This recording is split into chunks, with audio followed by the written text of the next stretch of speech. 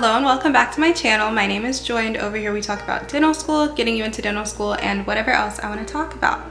So, welcome back everybody. Today we are going to be talking about dental school interviews. Now, if you've been following for a little minute, then you know I did a video like this about a year ago, and a lot of y'all have said that it was very, very helpful. And that is what I want to hear.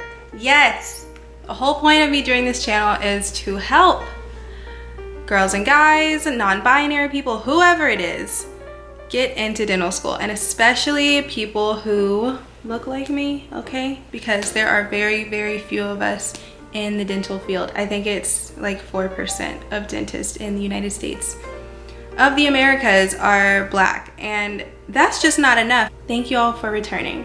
If you have not seen my first video, you need to go watch it because I'm not going to be hitting the same points. I have some little bonus extras. I have some things that I've learned as I've done interviews. I've been doing interviews, y'all, for students for 2 years now, and it's been fun. But I also have learned some things pre-dent students in general could benefit from. So without further ado, let's get into it. Okay, remember when I said I wasn't going to cover the same things in both videos? Well, I lied because we have to start with the basics. So first things first, congratulations. You got an interview to dental school. Everybody doesn't do that, and you did, so you need to celebrate that first and foremost. And then you gotta make sure you have good Wi-Fi. Well, if this interview is virtual, a lot of things are still virtual now, so that's the case. You need to make sure you have the good Wi-Fi, somewhere quiet, and that's it. And you should also have a space that doesn't have a lot going on behind you. Okay, other than that, y'all have to watch the other video if you want the real tips, my additions to virtual interviewing that you need to know. Y'all have got to find a way to relax. One thing that happens over and over again, students get on and they're like, and I get it, this is very important. This is an interview that is going to literally allow you to pursue the career path that you have chosen. However, you do have to find a way to relax. If you're really, really nervous, if you are visibly shaking, you need to go run around, take a lap, go up and down the stairs. I don't know what it is to get the jitters out, because you really gotta rein it in a little bit. It's okay to let your interviewer know that you're nervous. Very normal. But after you say you're nervous, just keep talking to them. Hopefully they kind of comfort you a little bit and ease your mind, ease your nerves. Because, I mean, they get it, they've gone through it. It doesn't matter if it's faculty or another student, they have been through this process and they understand that it's difficult, that it's nerve-wracking. Something to help with nerves, you need to dress nicely. I don't care if it came from the thrift shop. This blazer right here was $3.50, but it looks good on me and I feel confident in it, and I would not have a problem sitting down for an interview in this. Do your makeup if you want to, put on glasses. If glasses make you feel smarter, put them on. That's what I do. I literally have 20/20 vision. Thank you, parents and ancestors. But when I need to like feel focused and feel extra smart, I will put on these glasses or my other ones. Make sure you steam, lint roll, whatever you need to do your clothes so that you look good and you feel good and you're not concerned about the way you look, in addition to everything else you're concerned about during this interview. Y'all need to seem interested in what's going on. Now, I say that to say this. I say that because I just finished interviewing this girl. She was great. And she seemed really into dental school and whatever I was saying. She's also really interested. When I hopped on, the faculty interviewer was still talking to her and she was really in it. She seemed very just zoned in completely. That is what you want to show your interviewer, that you are very interested in dentistry and that this interview isn't just another step in the process. Like, oh, I gotta go do this and da da da da da. No, no, no, no.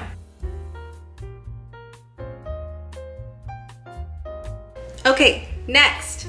Another way to show that you're interested is by asking good questions. A good question is a question that makes it look like I was paying attention and now I have more questions. right? Not just, I wasn't paying attention, let me ask this question because I have it written down and I'm supposed to ask this question.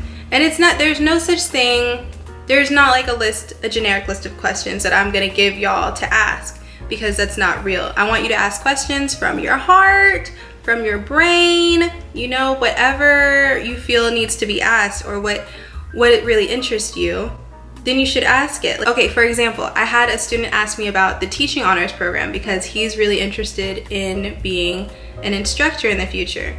And so that lets me know he's not just trying to get into dental school. Because if you're just trying to get into dental school, that's fine too. It's okay, okay? If you don't know what you want to do after, you don't have to know yet. But this student, he was really interested in teaching, so he knew about the teaching program at our school. And I didn't know the answer because I'm not in it, but I know people that do have the answer. And so even if the person who's interviewing you doesn't know the answer, chances are they know somebody who does have the answer for you. And in addition to you getting that extra information, you are sharing with your interviewer, I have interest in your school. I have done a little bit of research and I know a little bit about your school. And now I can ask a great question to tie it all together. Home run. The question does not have to be really intricate or anything. Today, my student asked me what the hardest part of dental school was. She framed it in a way that made it seem like she was paying attention to when I was sharing with her my experience and everything, but she still wanted to know, so she asked the question. And I think that is amazing. It's great for you as a pre-dental student, and it's great for the interviewer to kind of reflect and give you a good idea. And honestly, it also helps the student gauge kind of the community at the school, what the vibe of the dental program at that school is too. Another comment I have to make is I really need y'all to stop rehearsing these answers. You just have to stop. If you rehearse it enough, it sounds like you're rehearsing it, and now I know that you rehearsed, and I get it, you're trying to be prepared, you're trying to do your very best, this is so important, but I just don't think it comes off well. And I get it, you want to be prepared, you want the interview to go wonderfully, perfectly, off without a hitch, cool, right? Being prepared versus being rehearsed, it's different, it really is. Being prepared is you have bullet points that you know you need to hit. Being rehearsed is you have a script that you are following, and if it feels like you're reading off of a script or just running lines over in your head, it's not personable. Hand skills, they can be learned.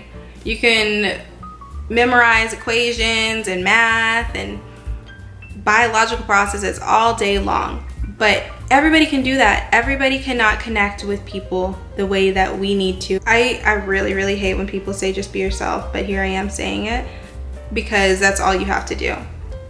Just be the best version of yourself. How about that? I'll say that. Be the best version of yourself for this interview. Pause. If you're getting any value from this video, if you have liked anything that has come out of my mouth, please hit the like button. And if you're not already subscribed, I don't know why not. Go ahead and click the subscribe button and little bell next to it so that every time I post, you get a notification. My last little tip for y'all is this. Send a thank you note. I've changed my mind. I know this is not what I said before, but shortly after I filmed that video last year, I received a handwritten thank you letter in the mail that they mailed to the school with my name on it. So the school had to be like, Joy, come pick this up from the office. And he said, thank you. He was like, blah, blah, blah, blah, blah. Thank you so much for the interview. He even mentioned something that we spoke about specifically. And I was like, this is so sweet. This is great. And granted, I did already submit his evaluation. I already sent it in. But it was so nice. I think it's a really nice gesture, a very personable thing to do after an interview, just to say thank you for your time. I really enjoyed talking to you, and I look forward to being a fellow student. I look forward to having you as my faculty, whatever it is. If it's a faculty interview or student interview, I don't care. Send the thank you note. And that's that on that. That is it. That is all I have for y'all. We learned we've been learning together, right? I think so. I'm learning as I'm doing the interviews. Y'all are learning as you do interviews as well. But that's it for the video. If you have any more questions, please leave them in the comments below. Y'all can find me on Instagram, ask me questions there too. I love getting questions and answering them, and then y'all are so excited and cute and youthful and excited about life. I love that energy because I don't have it anymore. I'm jaded, but it's okay. Anyway, thank y'all so much for watching. Have a wonderful day. You're all beautiful. You're gonna do wonderfully on your interviews, and go celebrate yourself. Okay, goodbye.